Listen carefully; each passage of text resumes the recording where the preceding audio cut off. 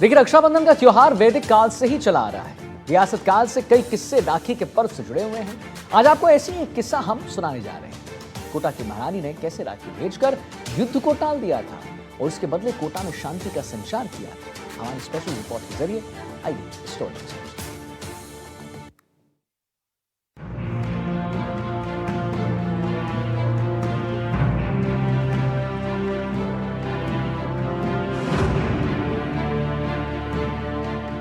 भाई बहन के अटूट प्रेम का पर्व रक्षाबंधन वैदिक काल से चला आ रहा है और रियासत काल की भी कई रोचक किस्से रक्षाबंधन के पर्व से जुड़े हुए हैं, जो इतिहास के पन्नों पर आज भी दर्ज है। ऐसा ही रोचक किस्सा कोटा रियासत का है, जब कोटा की महारानी ब्रिज कंवर ने राखी भेजकर मराठाओं के आक्रमण को रुकवा दिया था। कोटा के इतिहास की फिरोज अहमद ने अपनी किताब में भी इस रोचक किस्से का जिक्र किया है।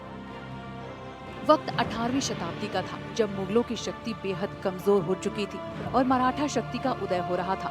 पेशवा बाजीराव ने सन 1729 में उत्तरी भारत में मराठा शक्ति का प्रचार प्रसार कर दिया था। राजस्थान में सन 1740 तक यहाँ के देशी शासकों ने भी अधीनता स्वीकार कर ली थी। मराठा यहाँ के शासकों से चौथ वसूली करते थे, जिसे खंडनी कहा जाता था।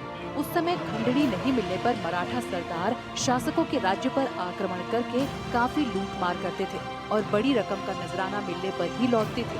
उस समय राजपूताने में कोई शासक अपनी इच्छा से किसी संबंधी को न तो गोद ले सकता था और न ही किसी को गद्दी पर बैठा सकता था और न ही किसी से संधि कर सकता था।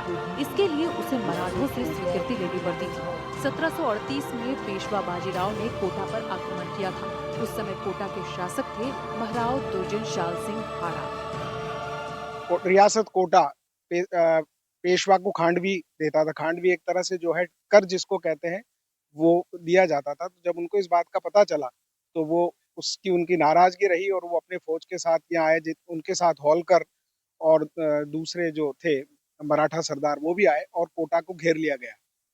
उस समय जो महाराव दुर्जनशाल सिंह जी के महारानी साहब थे उदयपुर के ब्रज कंवर, जो उस समय राजमाता कोटा हो गए थे क्योंकि दुर्जनशाल सिंह जी का देहांत हो गया था।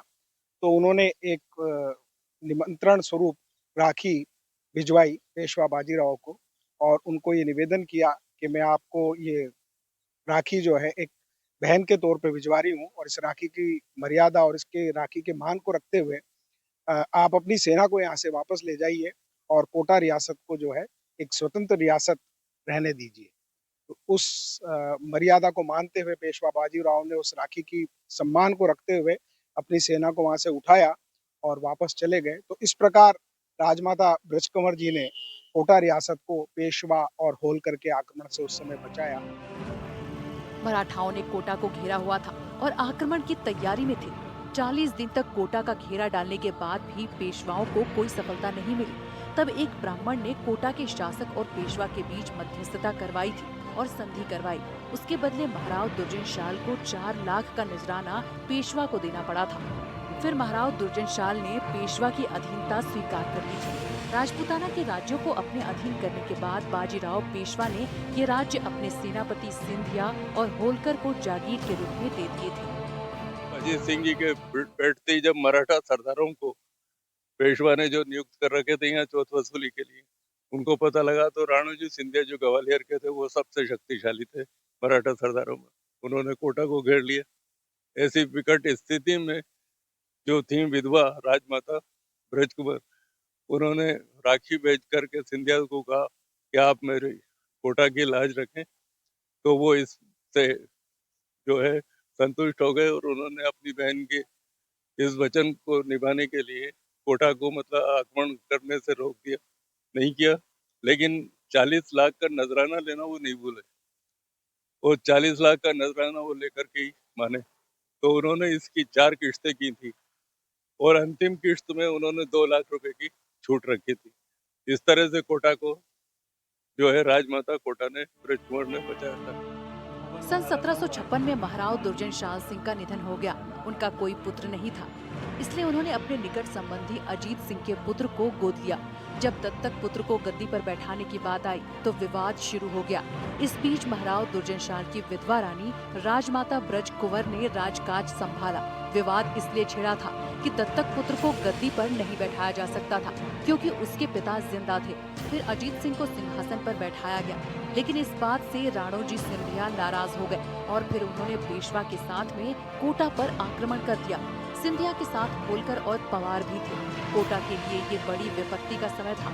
इस समय राजमाता ब्रज कुंवर ने बड़ी चालाकी से काम लिया। उन्होंने राणोजी सिंधिया को राखी भेजकर अपना धर्म भाई बना लिया, जिससे राणोजी सिंधिया ने कोटा को हड़पने और लूटमार करने का विचार त्याग दिया।